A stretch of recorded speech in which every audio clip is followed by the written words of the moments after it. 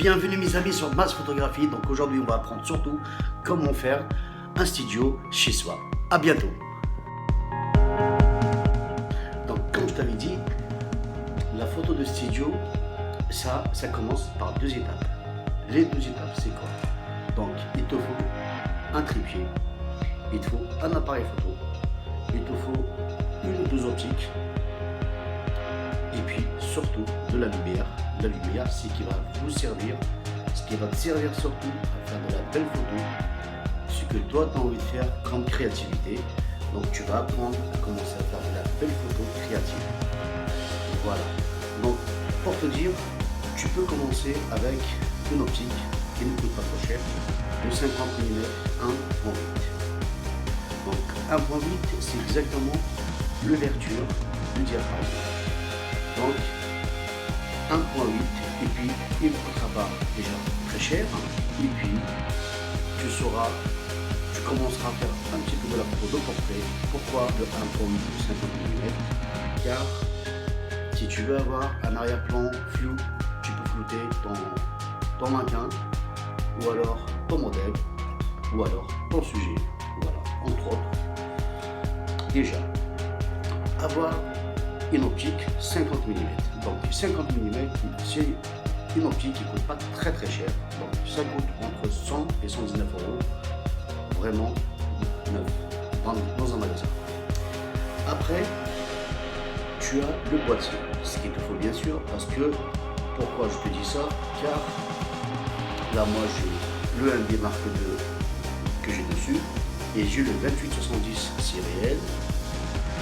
Mais dis-toi quelque chose, c'est que le boîtier il est nu, l'optique c'est un pas. Donc c'est un boîtier réflexe, donc il y a avec optique interchangeable.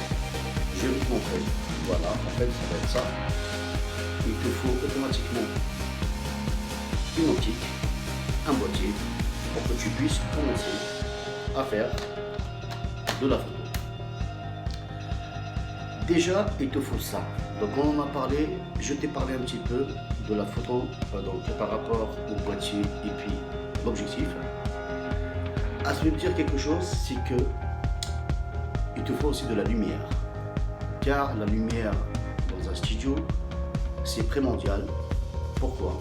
Parce que tu dois diriger la lumière où tu veux sur ton modèle ou alors sur ton sujet. Et c'est ça qui va te donner la belle photo, qui va te donner la créativité dans ta photo. Et puis surtout, après, c'est à toi de voir ce que toi tu as envie de faire comme photo. Parce que la photo de studio, il y en a énormément. Donc, chacun a son style de photo. Et surtout, n'essaye pas de faire la même photo qu'une autre personne, alors que toi aussi tu as le droit de faire de la belle photo et tu peux faire vraiment de la belle photo. Donc passons sur, maintenant on va passer sur de la lumière. Donc de la lumière, il te faut un flash ou deux. D'accord? Donc le mieux dans un studio, c'est d'avoir une lumière continue. Donc la lumière continue, c'est quoi? Si tu ne connais pas, tu viens d'avoir, tu viens de rentrer pour la première fois pour savoir par rapport à ce que tu fais comme lumière. Donc soit un parapluie avec une lumière continue, ça veut dire une ampoule. C'est de la lumière continue, c'est une lumière qui n'a pas de flash. Donc pas de flash du tout, donc c'est juste une lumière qui dégage de la lumière blanche. Ou alors une softbox. Une softbox, c'est, moi je te conseille encore une softbox. Pourquoi? Parce que la lumière, elle est plus diffuse et puis surtout plus naturelle. Elle fait beaucoup plus naturelle.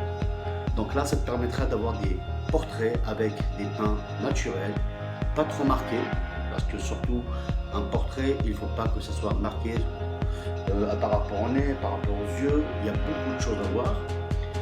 Donc c'est pour ça que je te conseille déjà d'avoir une lumière continue pour la première des choses à faire. Et puis après, tu commences à avoir ta lumière continue.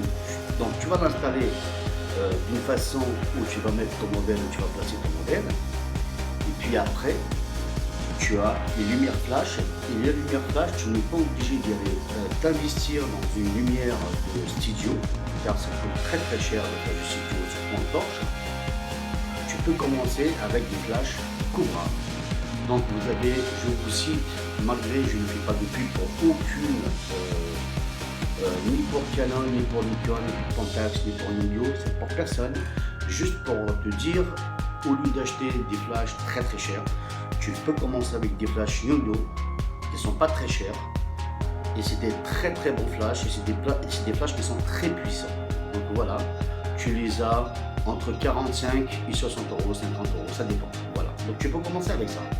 Après, si tu veux un fond de studio, si tu as pas un fond de studio, tu n'as pas des sources derrière, tu n'as pas de ressources, donc ce que tu peux faire, à la limite, un fond noir, un fond blanc, nu, d'accord, tu peux acheter un tissu au marché, hein, un fond d'un noir, donc ce qui va t'intéresser, mais tu peux l'accrocher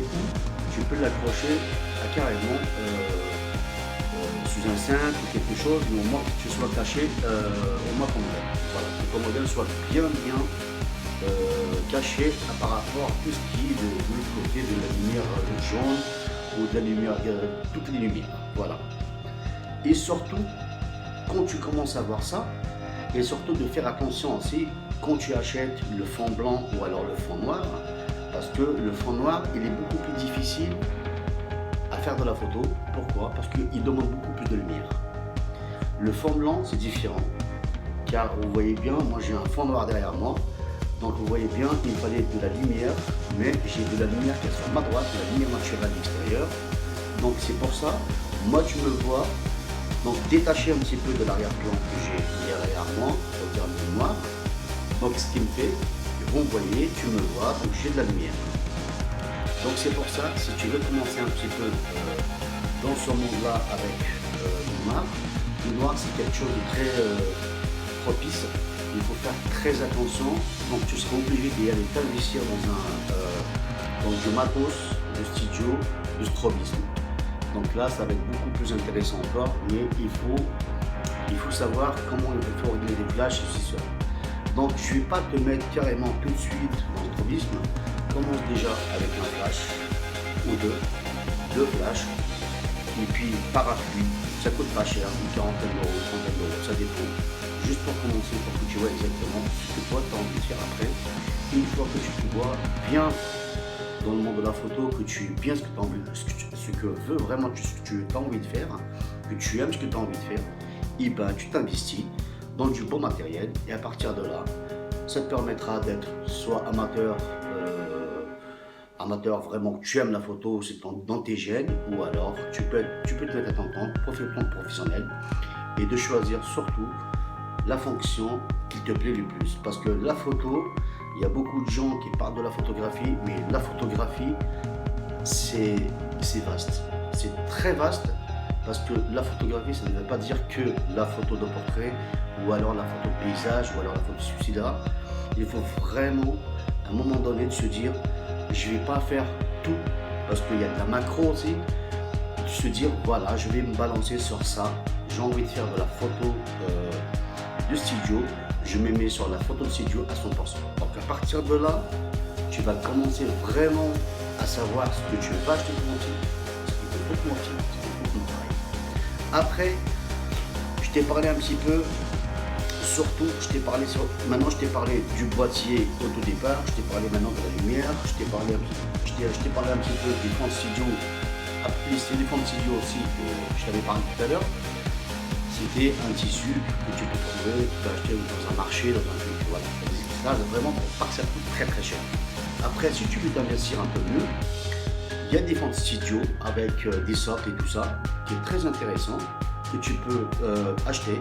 Donc tu l'as à peu près, ça varie hein, au niveau de, ça varie énormément par rapport au budget. Ça peut te coûter d'une trentaine d'euros jusqu'à 100, 200, 300, 400 euros. Après, ça dépend de la matière exactement de ton fond de studio. Voilà. Donc je t'ai dit à peu près tout. Après c'est un boîtier. Donc le boîtier, si tu es avec un réflexe, alors que tu n'es pas obligé déjà d'être avec un réflexe et puis avec des optiques si réelles, bon, c'est normal parce que sinon oui, parce que vraiment il faut amortir ton argent, d'accord? Donc tu ne vas pas rester comme ça sans d'acheter des optiques à 3 000 à 4 000 euros et puis si tu n'en sers pas derrière, c'est pas la peine. Voilà, donc tu seras perdant. Après, deuxième des choses que j'ai envie de te dire, par rapport au boîtier, tu n'as pas de limite. Ça veut dire que tu n'as pas de limite, tu peux faire carrément, tu peux acheter même des boîtiers hybrides, comme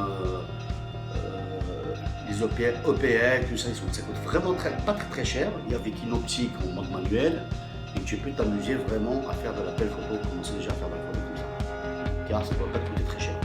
Voilà, en tout cas, j'espère que tu as compris ce que j'ai envie de dire. En tout cas, n'oublie pas, si tu as des commentaires, n'hésite pas du tout à m'envoyer des commentaires sur ma chaîne, et surtout de t'abonner.